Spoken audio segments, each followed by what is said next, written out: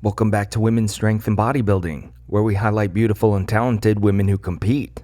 My name is Mark, and before we jump in, please like the video and hit that subscribe button so you don't miss an upload.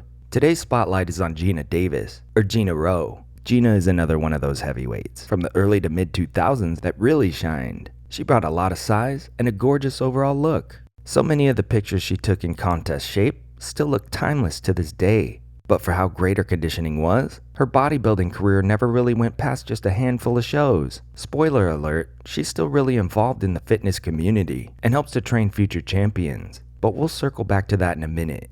Gina has always been attracted to muscularity, and she drew quite a bit of inspiration from her idol, Corey Everson, who needs a video bio of her own. Her parents definitely noticed and helped her out from early on by buying her a weight set. Gina is originally from Texas, but from what I can find, now lives in Oklahoma. She's 5'5" and was around 200 pounds in the off season and about 156 pounds at contest weight. Get this, during her biggest, she had 17-inch biceps, 27-inch quads, and 17-inch calves. Crazy to think that one of her legs is bigger than some girls' waists. Gina says one of her areas of improvement is her temper. Could you imagine a 200-pound Gina Davis with a bad temper? Fun fact, her favorite body part to train is arms. In case it wasn't obvious, she's always had a natural ability when it came to building strength and conditioning, claiming that since 6th grade, she's always outlifted the girls, and even some of the guys. She was also captain of our varsity high school basketball team. She began lifting weights more regularly in junior high, and this led her to start taking her hobby more seriously at the age of 22. She then started a 9-year journey to win her first bodybuilding show, the 1999 Lakeland Classic. Gina's had her share of adversity to deal with. Even while competing, she lost her mom due to illness, something that has shaped her outlook to this day. Even so, when Gina turned pro, her ailing mom showed up in the front row at one of her shows to scream, "Yeah, in your face," to the audience.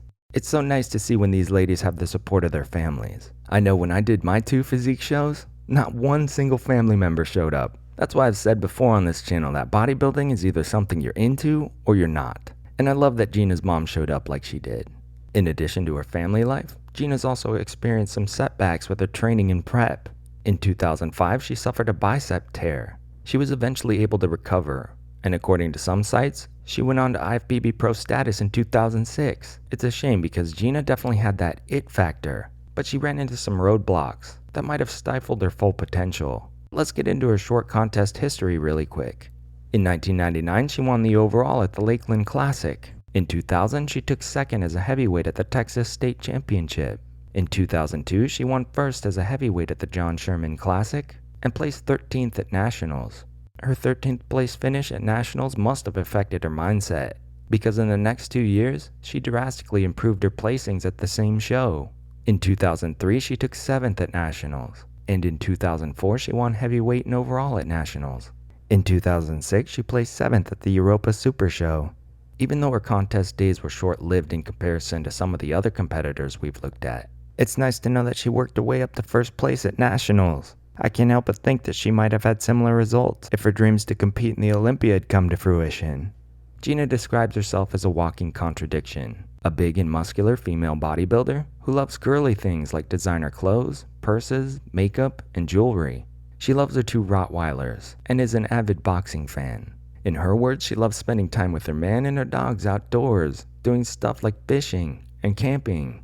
Gina has an interesting interview up on YouTube. If you want to learn more about her and hear some candid thoughts of hers, it's pretty funny, and she's definitely got that Southern Texas style to her a bit. She can be so blunt, but so laid back. In the interview, she talks about her love life, what influences her, and some of her pet peeves, which apparently trainers having relationships with their clients is a big one of hers. It's definitely worth a watch, and she still looks really pretty. Beautiful smile. I'll link it in the description. Other than that, she sounds like a gifted personal trainer who takes her profession really seriously. She loves when people achieve the unthinkable and always pushes them to be their best. So if you're in need of any training advice or services, be sure to hit her up. That's about it for Gina. I sure would have loved to see her work her way to the Olympia stage, but she was chosen for something greater, helping other people be the best they can be. Please like the video if you enjoyed it. Was Gina one of your favorites? Let me know in the comments. And as always, don't forget to subscribe for more great women's strength and bodybuilding content.